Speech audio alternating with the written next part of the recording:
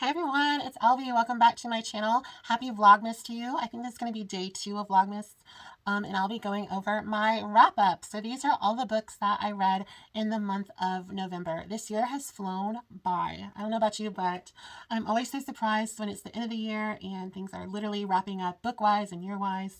2022 was interesting. It wasn't the worst year. It wasn't the best year, since the 20s, it's been the roaring 20s, but in a very different type of roar. You know what I mean? So let's start into my wrap up. So in the month of November, I read 8 books, which pretty good, pretty good. Some people are like, I read 47 books. Very good, very good. 8 books, pretty good. I'm excited for it.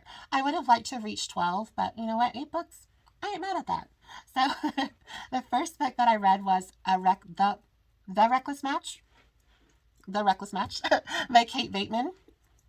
That was a really good story. I really enjoyed that book. So that was the first time for me to read Kate Bateman, and I really liked her writing. One thing I liked about it was they were short chapters, because I had just read, was it Winterborn, Marrying Winterborn? One of those chapters was 40-something pages, y'all. That's a lot. That's a novella. And the Kate Bateman, her chapters are almost like James Patterson level. They were short, which I liked, because you get the gist of the story. It's not being rushed, but it's not wordy. Sometimes I like a wordy book, and sometimes I'm like, Henry James, quit. So I really enjoyed A Reckless Match. We had our heroine and hero, Maddie and Griff, and this story was an enemies to lovers. They're actually kind of childhood enemies to lovers. So, like, the whole premise is that there's been this generational feud and hatred between Maddie's family and Griff's family. And every year they have to go to, like, the middle of, like, where their land is split and go and shake hands and kind of keep the truce of we won't kill each other, sort of, or unalive each other, sort of thing. And instead of a handshake, this year Griff decides to plant a kiss on Maddie very unexpectedly. And Maddie was not mad at it. And Griff was very pleased with himself for doing it. So I really like these characters. It had lovely tension between these enemies to lovers. It had forced proximity. There actually was a little bit of a mystery in the story, which I didn't mind. I read one called, I can't remember, it was like Undercover Duke or something by Sabrina Jeffries. And that one was part of a series, and I kind of was lost with the whole building of the larger arc of that series rather than the story. So that was okay. But this one, A Reckless Match, or The Reckless Match by Kate Bateman, I really did like that mystery that was added to it. It kind of reminded me of when I was younger and I read like the Nancy Drew books. So I liked the mystery vibe to it. And I loved the forced proximity. I loved that enemies to lovers. I love that angry, sensual tension between the two. It was just really wonderful. It was a 5-star. Was it 5-star? It might have been a 6-star. I have to look. I really enjoyed it. If it wasn't a 6-star, it was a 5, 5.5. It was just lovely. If you haven't read The Reckless Match by, I don't know if it's the, I'm really bad. I'll have the picture the whole time. If you haven't read it, I highly recommend you do, because I think you'll enjoy it. So the next one I read was Again the Magic by Lisa Kleypas. Y'all, I said in my title of the video, it was one of the most beloved romances of all romance booktubers, and I can see why. It was very good. So we had Elaine and McKenna. They are childhood friends to lovers, yet again. It's class difference. It's second chance romance, which is like one of my all-time favorite tropes. I love second chance romances. It's absolutely lovely. My phone's about to die. Let me pause here, and I'll get back to Again the Magic. I'll have to go for a second. I'll talk to you soon. Hang on. Hey y'all, I'm back. My phone was literally about to die, and so I had to go and grab my charger, but I am charging it now, so I should be okay to get through the rest of the video. So I was talking about Again the Magic. So it's a second chance romance. It's childhood friends to lovers. It's angsty. It's a little dark. It was a lovely romance.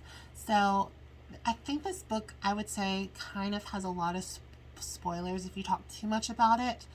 But I think if you love a second chance romance, if you love that childhood romance that is unquenched, but forces break up that romance and lives are altered for years and for a dark period for both of the characters, I think you're gonna like it. So McKenna is a working class stable boy at Elaine Marston's family's estate. Elaine is a very wealthy young woman. She's the daughter of an earl. And McKenna is an orphan stable boy. And, you know, the two have a lovely friendship as children. And then as they grow older, the friendship blossoms into more. But, you know, forces come between that love when they were young. And McKenna is sent away.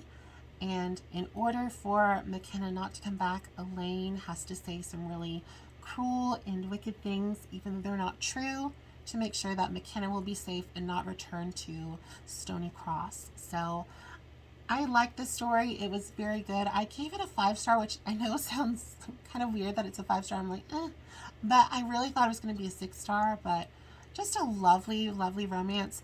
It really reminded me of An Affair to Remember, which I've never seen a movie, but it's just mentioned all the time in Sleepless in Seattle. And like even the last chapter or so of that book is like a dead ringer for stuff that happens in An Affair to Remember / Sleepless in Seattle. So I love this story. I highly recommend. And that actually is sort of the prequel to the next book that I read in the month of November. And that is Secrets of a Summer's Night. It is book 1 in the Wallflower series. So in that book we have 4 friends, or they become friends, that are wallflowers. We have Annabelle, who is fallen on hard times. She's actually the heroine of this story. And then we have Lillian and Daisy. They are dollar princesses from America. So they are American young women that for some reason were not accepted into American high society. And so they have a lot of money. And so their mother sends them, I think she's with them. She goes with them to England to find a suitable husband there. And so they're called dollar princesses or dollar duchesses, I think. Really interesting. I watched a show about them on the Smithsonian. I believe it's called $1 Million American Princess or something like that. If you've watched that show, let me know, because I enjoyed it. I even watched it on, my dad has Peacock, and I think they have it on the Peacock channel. And it's actually narrated by, can't remember her name, but she played the mom on Downton Abbey, and she played Offglen in the 1980s version of The Handmaid's Tale with Natasha Richardson. I can't remember her name. She's got really pretty light blue eyes and dark brown hair. She plays Mary's mom. I just can't remember. Lady something. Lady Downton. But I really, I liked Secrets of a Summer's Night. So I found out by watching Samantha and Jess's channel. They just did a book, you know, the Historical Hellions book club pick for a Marcia Graham novel, pirate novel. And they were talking about in Secrets of a Summer's Night, a lot of it was rewritten and edited by Lisa Kleypas for some reason. And when I read the book, I was like, this book's kind of confusing. And it's because the book is kind of jumbled up and cut up, and not in a great way. I don't want to shame anyone or whatever, but like there's a whole prequel that I didn't get to read. Like I have this version, the newer print. I actually have the older one that's at my aunt's house. That I might have to look into, see if that one has the original prequel and stuff, because that has the step back, so it might. But there's a whole prequel that, or prologue, that's cut out of this book, this version, and there's stuff that's cut out because it was controversial, I guess, now for some reason, and it just makes the book kind of jumbled. So I kind of want to reread the old one, because I'm like, what's going on? So, like, we have Simon Holt, who is a working class hero. He has a lumber business, and his dad was a butcher. And he falls sort of in lust with Annabelle. One thing I did not like about Simon was when he's, like, proposing marriage, he's actually proposing first for Annabelle to be his mistress, which, icky, I didn't like that. And so, you know, Simon wasn't my favorite hero. And learning now that a lot of it was cut up and edited and kind of pasted together kind of makes me really want to reread the original text, because I didn't love it. I gave it a 4-star, but I didn't really enjoy Simon. Annabelle, I couldn't care less. And then Lisa Kleypas sometimes likes to incorporate sort of a trope or theme of having characters face near-death experiences and then they'll like wake up and they're in love with one another. I don't love that, you know.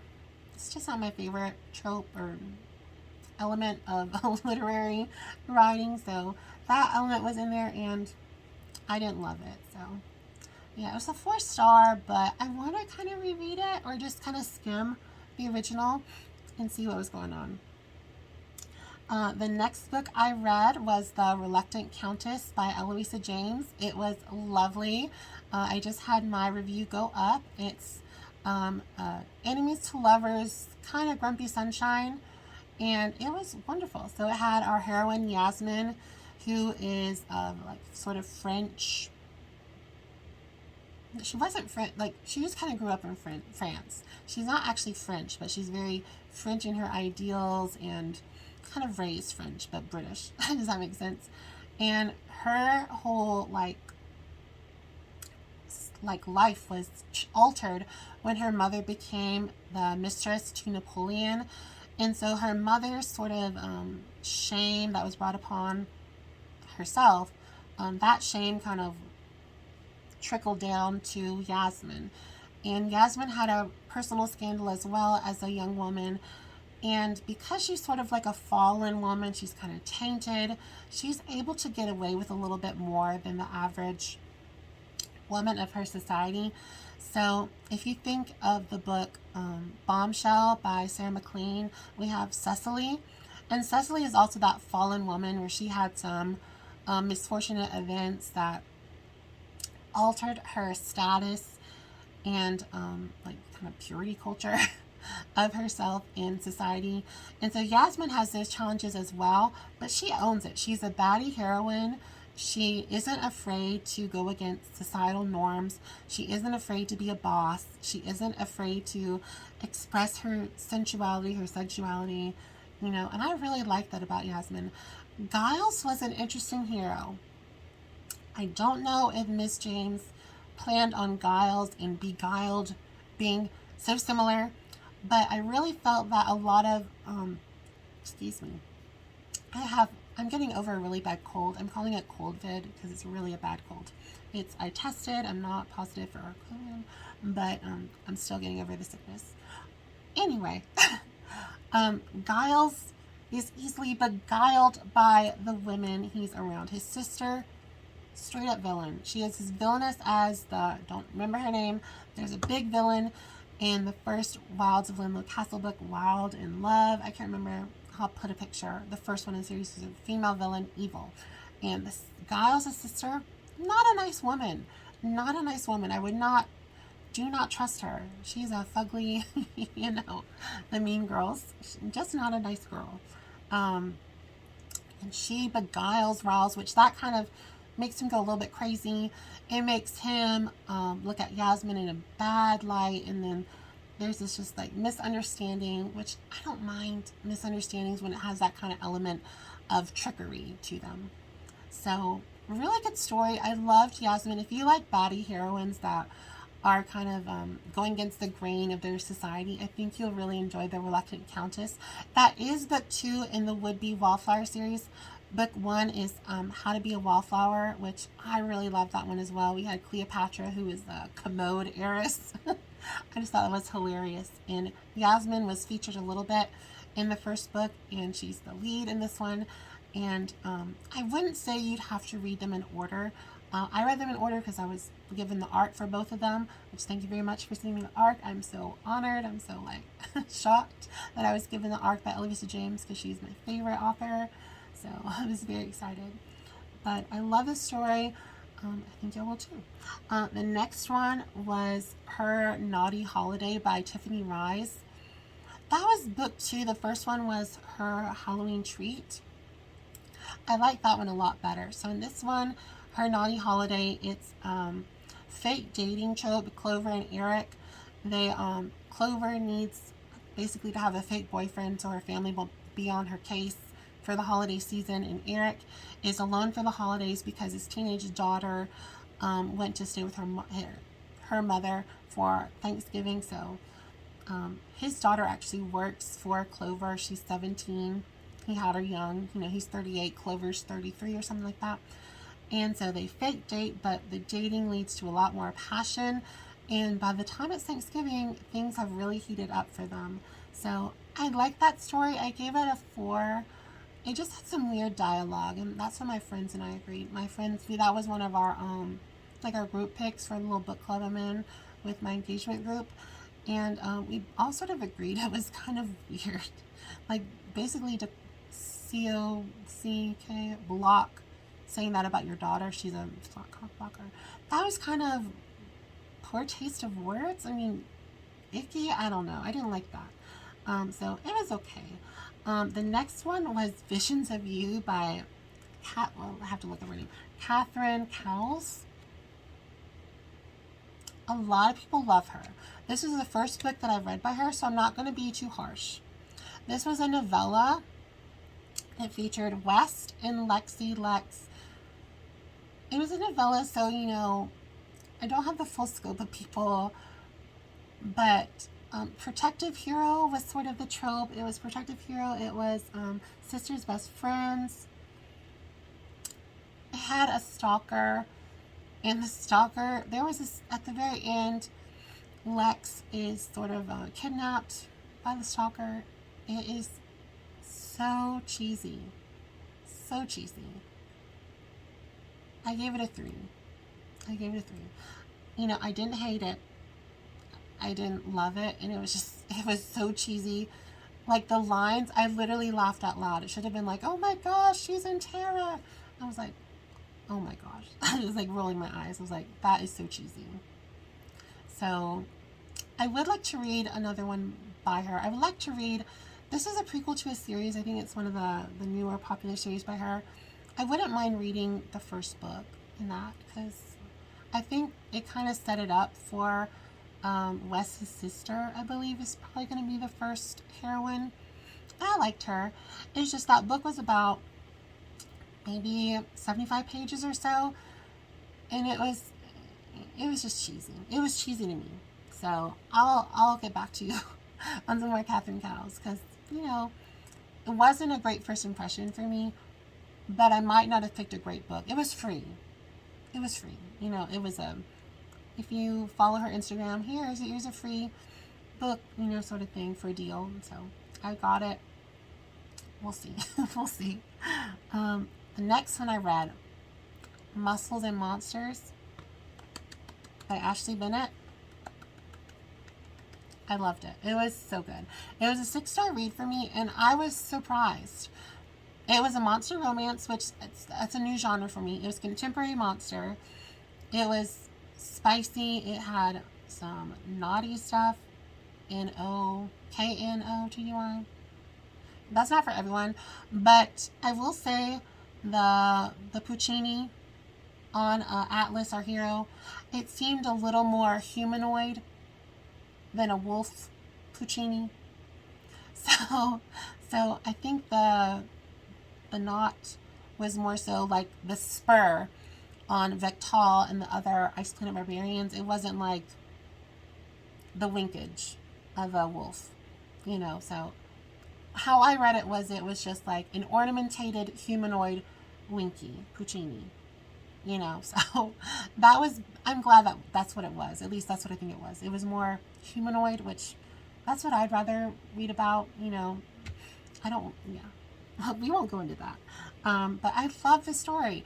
It was really cozy. It was like a cozy, spicy romance. It just kind of gave me like, not necessarily like the Hallmarky, like romance vibes, like some of the other books I've read, but it was super cute. Like cinnamon roll hero, curvy, body positive heroine, high spice. The spice was good. It was really well written. And I'm ready for book 2. Book 2 is Tentacles and Triathlons. And that's an MM romance, male monster romance. So I'm excited. 6 stars. I think it was my favorite for the month of November. I just really had a fun time. And it was fairly short. It was about 150 or so pages. So I say, if you like monster romances, I think you'll like it. It was really cute. It had some humor. It had a lot of spice. It was just sweet. I really liked it. So it was like, I really enjoy the cinnamon roll hero, and Atlas was a really good cinnamon roll hero. He was just like this sweet, caring, really loves his heroine, his girlfriend, you know, Boo Thing, and I liked it. It was just really cute. And the last book I read for the month of November was an arc that was sent to me by Giovanna Senescalchi. And it was lovely. It was a historical romance set in Portugal in 1872. And we had Anne and Pedro. And it's sort of an enemies to lovers, rivals sister to lovers. There's a big misunderstanding that kind of has them on an adventure to clear Pedro's name.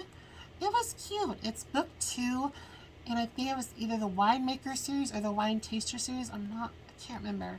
I'll have to find it and put it in the notes. But it's book 2. I didn't get the art for book 1. Well, you know, so I was fine reading book 2, and I didn't have any problems at all. The second, I believe the first couple from book 1 is a pretty substantial secondary characters in this, but it didn't alter the chemistry of the book, and I think I'd be fine to go back to book 1 at some point and read that one as well. But it was really lovely, and that book comes out, I believe, on December 8th. So yeah, I'm pretty sure I'll have it up. So it's not actually released yet, but it's coming out soon. So it's by The Taste of Light by Giovanna Senescalchi. My opera degree coming in handy. So I really enjoyed it. I had some really wonderful books. I think there was only, let's see, there was 2 3-star books, and the rest were 5 or 6. I call that a really good month. Especially when you read more, there's more chances of like not having a good time. And I had a good time. I really enjoyed all the books that I read in November, and I really look forward to reading a lot more in December. Well, everyone, let me know in the comments below, what was your favorite book from the month of November? I would love to know. Maybe I'll add it to my TBR in December or January. Maybe I've already read it. Who knows? We can talk about it and gab on in the comments or Instagram or whatever. I hope you all have a wonderful day. Don't forget to like, subscribe, comment, share, tell your best friend, tell your enemy, you know, and we can have a good time on my channel together. Have a wonderful day, and I'll see y'all soon.